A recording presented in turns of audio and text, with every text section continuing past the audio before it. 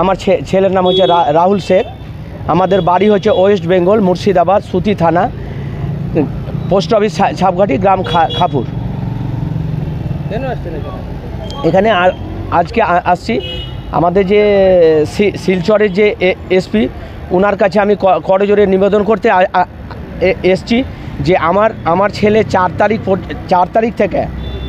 তারিখ থেকে আজকে আনুমানিক 26 তারিখ এখন পর্যন্ত আমি কোনো ভালো সুফল বা যারা আমার ছেলেকে হত্যা করেছে তাদেরকে এখন পর্যন্ত আমি অ্যারেস্ট দেখতে পাচ্ছি না।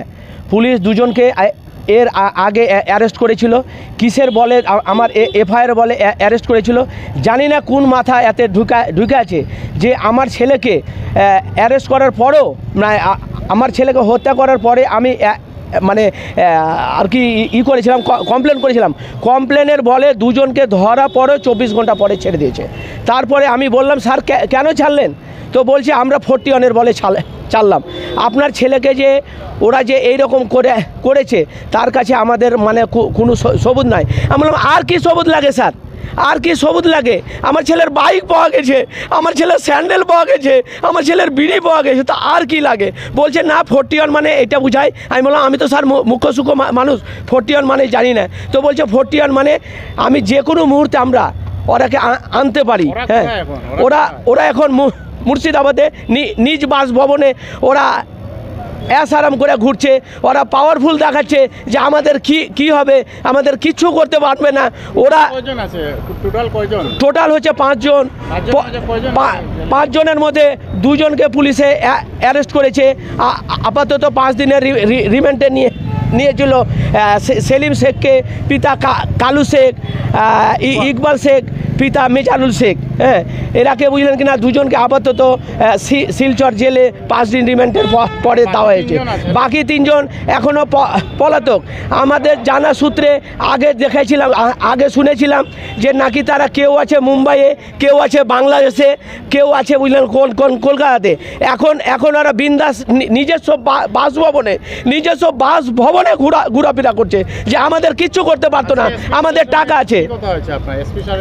এসপি মহোদয়কে আমরা একটা জানিয়েছি বুঝলেন যে আপনার কাছে আমাদের করজোরে নিবেদন, বিনয় অনুরোধ যে স্যার এটা আপনি একটু দেখেন। শুধু এসপিকে নয়, আমাদের যে আসামের যে মুখ্যমন্ত্রী হিমন্ত বিশ্ব শর্মা মহাশয়, গরিব দরদি মহাশয়, ওনাকেও আমরা একটা লেটার দেওয়ার চেষ্টা করছি। এই কথাটা আমরা আমাদের যে শিলচর যে এসপি মহোদয় ইনার কাছে আমরা মানে আবেদন রাখছি, উনার কাছে যেন এই বার্তাটা যেন উনাদের মানে মাধ্যমে যায়। হ্যাঁ, এটাই আমি চাইছি। গ্রেফতার যদি না হয় কি করবেন আপনারা? পরবর্তী পদক্ষেপ আমরা বুঝেন অন্বেষণে বসবো। আমরা একাই নয়, আমরা হাজার মানুষ।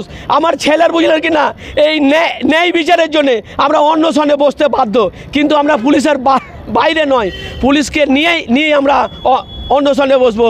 তাদের কাছে আমরা রিকোয়েস্ট নিয়েই আমরা বসবো।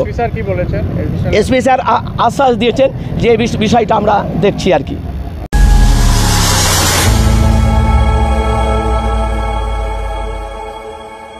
খবৰৰ আঁৰৰ খবৰ ব্ৰেকিঙৰ হুলস্থুলৰ মাজত ৰৈ যোৱা সমাজৰ নেতিবাচক বহু খবৰ ৰাজনীতিৰ পৰা সমাজনীতিলৈ খেল জগতৰ পৰা কৃষি খণ্ডলৈ ছবি জগতৰ পৰা সাহিত্য চৰ্চালৈ বৰাক ব্ৰহ্মপুত্ৰৰ লগতে উত্তৰ পূবৰ সাতভনী সামৰি অসমৰ সংবাদ জগতত নতুন সংযোজন অসম নৰ্থ ইষ্ট নিউজ লাইভ 24/7